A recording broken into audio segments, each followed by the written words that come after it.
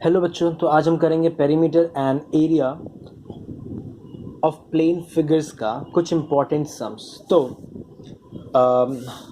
हम लोग पहले ही बाकी सब कुछ डिस्कस कर चुके हैं about the formulas and all. तो आज हम कुछ बचे हुए सम्स करेंगे जो इम्पोर्टेंट सम्स है। तो हमारा पहला क्वेश्चन है, the perimeter of a rhombus is 52 centimetre and one of its diagonal, ठीक है, लिखा है one of its diagonal is 24 centimetre, find the other diagonal and the area of the rhombus. तो बेसिकली रोम्बस के बारे में हमें क्या पता है, विच हैज़ अ 4 साइड्स, ठीक है। तो अभी हम एक डायग्राम ड्रॉ करते हैं rhombus. Now the thing is that हमें यहाँ पे क्या पता है, पेरीमीटर। तो पेरीमीटर पता है विच इज़ 52 सेंटीमीटर। हमें तो ये नहीं पता कि इसका साइड्स, ये जो साइड है जैसे कि A B C and D हम नाम दिए, ए से बी का डिस्टेंस, बी से सी का डिस्टेंस, सी से डी का, डी से ए का डिस्टेंस हमें नहीं पता, तो हमें वो निकालना है। तो पेरीमीटर मीन्स मतलब ये 4 साइड्स मिला के जब हम पेरीमीटर बना सकते हैं तो 4 से हम डिवाइड करेंगे तो हमें साइड में मिल जाएगा। तो चलिए हम उसे लेते हैं ए, ठीक है। तो A is equals to P by 4। It means यहाँ पर हम करते हैं 52 डिवाइडेड बाई 4 विच इज़ 13। तो हमें चलिए साइड मिल गया, ठीक है, हमें ये साइड मिल गया। नाउ डायगोनल, अभी हमें बनाना है इसका डायगोनल। तो डायगोनल हम कैसे बनाएंगे, ये एक लाइन, ये एक कॉर्नर से दूसरे कॉर्नर में गया, मीन्स ये एक डायगोनल है। फिर ये पहले से तीसरे कॉर्नर में गया, it means it's also a diagonal. तो बेसिकली हमें यहाँ पर सिर्फ एक डायगोनल पता है 24, ठीक है। नाउ अभी ये एक डायगोनल है 24, हम किससे लेंगे, ये हम किसी को भी ले सकते हैं। सपोज ए से सी का डिस्टेंस है मेरा 24, इट मीन्स अगर मिड पॉइंट तक आते हैं तो ये होगा 12 एंड ये होगा 12। नाउ अभी हमें क्या चाहिए, एज पर the question find the other diagonal.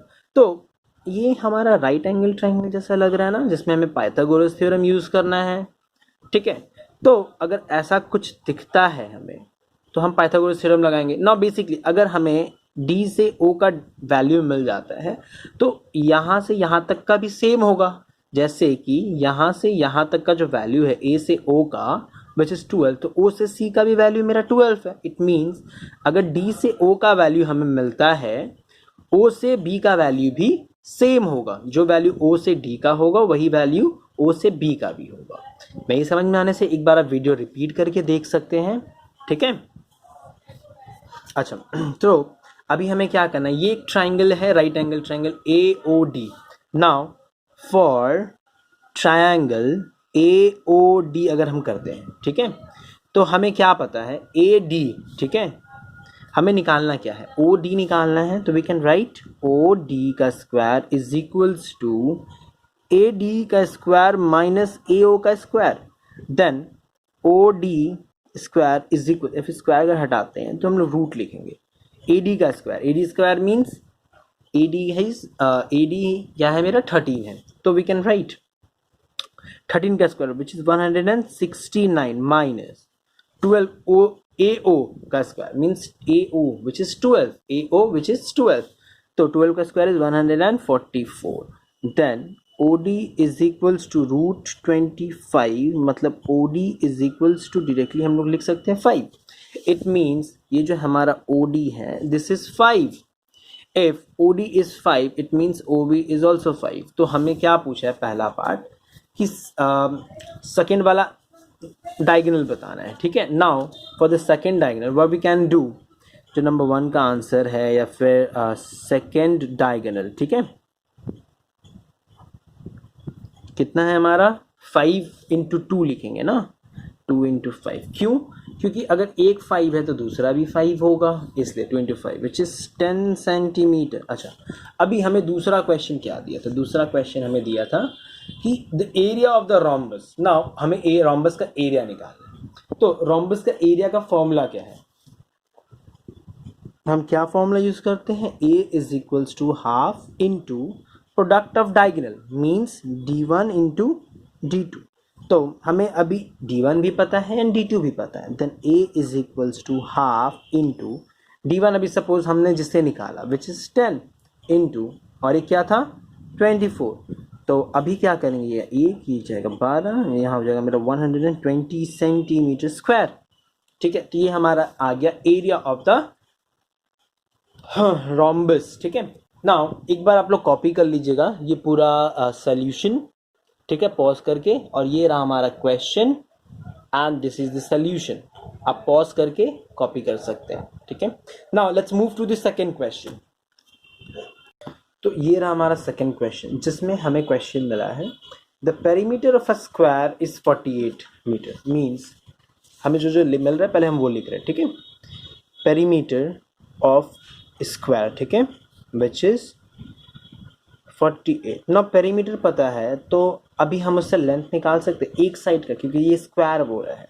तो क्या हम नॉर्मली को 4 से डिवाइड करते हैं तो हमें क्या मिल जाएगा, ए ऑफ स्क्वायर क्या होगा 48 divided by 4 which is 12 metre. ठीक है, ये क्या मिल गया हमें, साइड्स ऑफ दिस।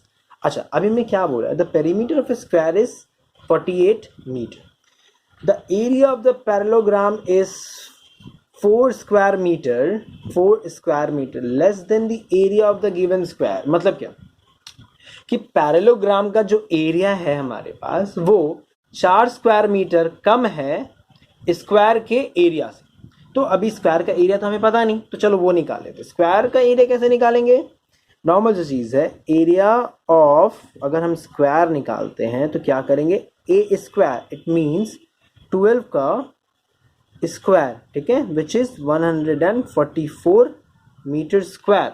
नाउ हमें एरिया ऑफ द स्क्वायर पता है। If we know the area of the square, हम लोग क्या जानते हैं कि एरिया ऑफ पैरेललोग्राम, ठीक है, एरिया ऑफ पैरेललोग्राम क्या जानते हैं हम, 4 metre less than the area of the square. तो एरिया ऑफ द स्क्वायर क्या है, 144 माइनस 4।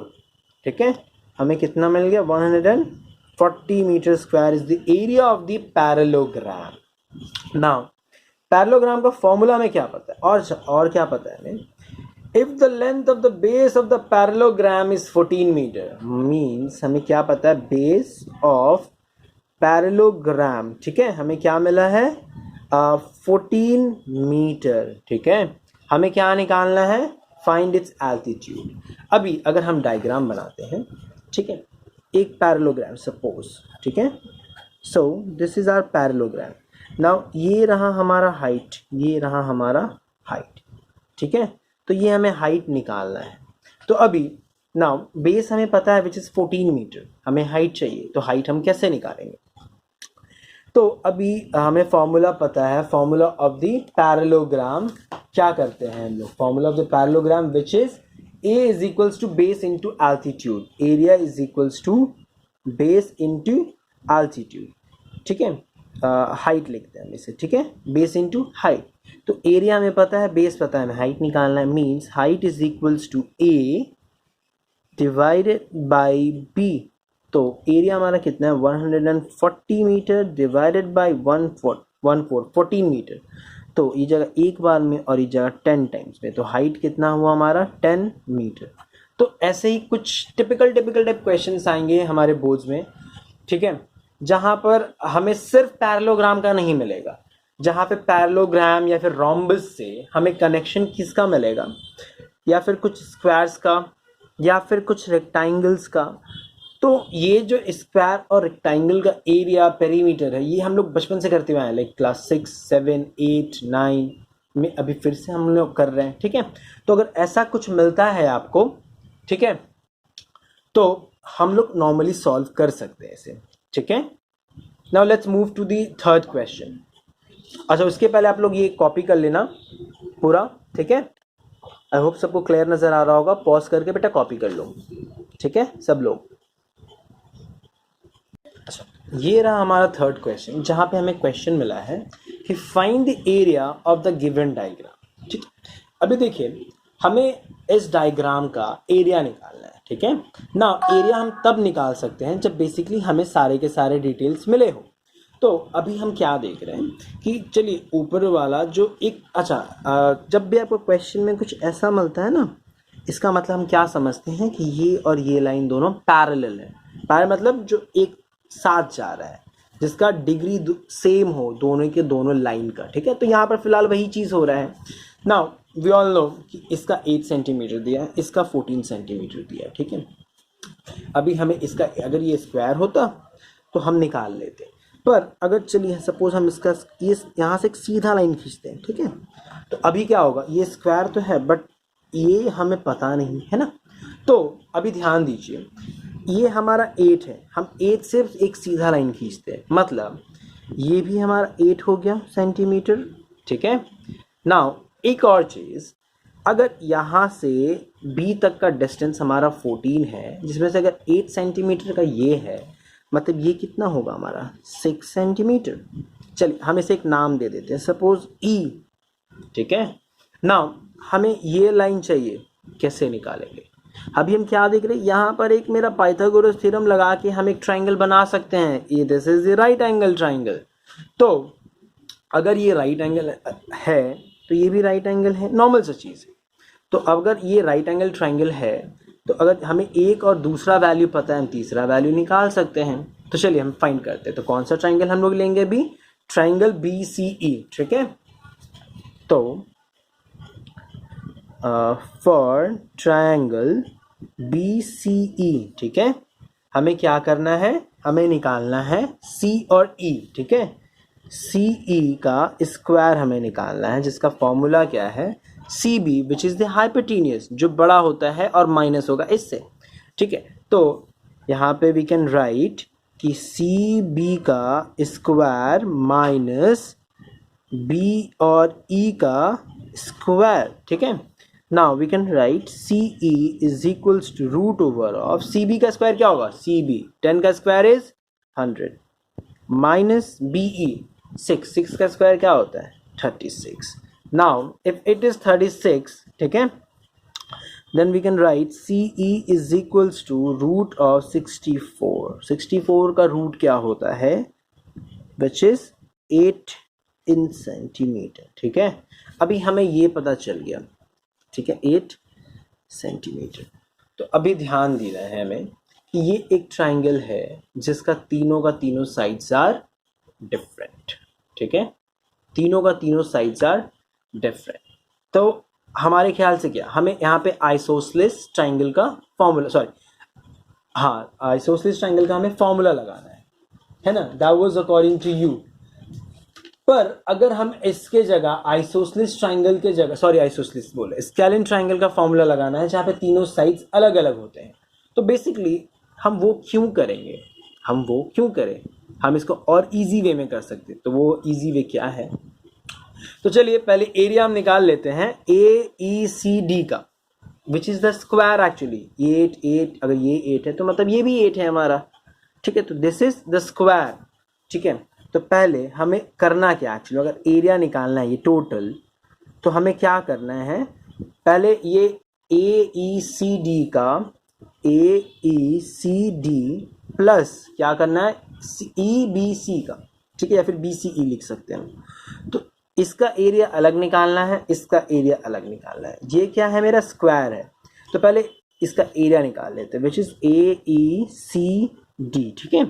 AECD को हम क्या लिख सकते हैं, यहाँ पर हमारा साइड है A, ठीक है, तो A का स्क्वायर, ठीक है, तो इसे हम लोग कैसे लिखेंगे, नॉर्मली 8 का स्क्वायर विच इज़ 64, ठीक है। Now which is centimetre square. अभी हम क्या करते हैं, BCE का निकालते हैं। अच्छा, इसको बोल रहे थे ये तो स्केलिन ट्राइंगल है, हम इसका कैसे निकाल सकते हैं। तो एक इजी वे है, हम यहाँ पे क्या कर सकते हैं, हमें एरिया निकालना है ना, यहाँ पे हम यूज़ कर सकते हैं formula for the area which is half into base into height, because हमारे पास बेस है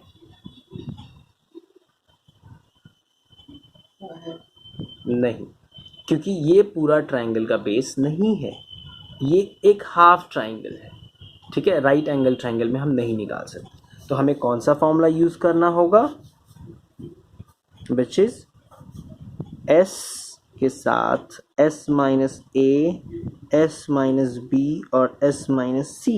तो पहले S निकालते हैं ना, S हम क्या करते हैं, S हम कैसे निकालते हैं, S इक्वल्स टू, ये तीनों का तीनों साइड्स हम ऐड करेंगे, 10 प्लस 8 प्लस 6 डिवाइडेड बाई 2, तो ये कितना होगा 18 प्लस 6 विच इज़ 24/2 हमारा आएगा 12 सेंटीमीटर।